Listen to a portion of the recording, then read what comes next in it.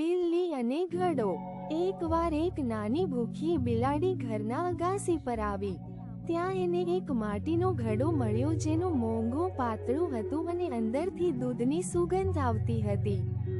બિલાડી ખૂબ જ ખુશ થઈ ગઈ અને ઘડામાં માથું નાખીને દૂધ પીવા લાગી।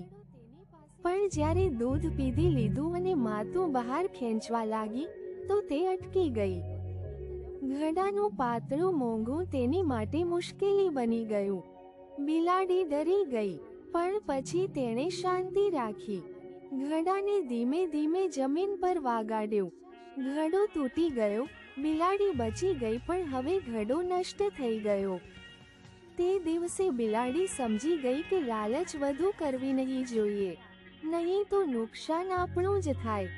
નૈતિક શીખ: લાલચ છે તકલીફનું મૂળ। સમજદારી અને શાંતિથી જ મુશ્કેલીમાંથી બહાર આવી શકાય છે। Thank you for watching Gujju કી અનોખી કહાનિयाँ। Please subscribe, like and share my videos more updates. Also, follow my Facebook page for more updates.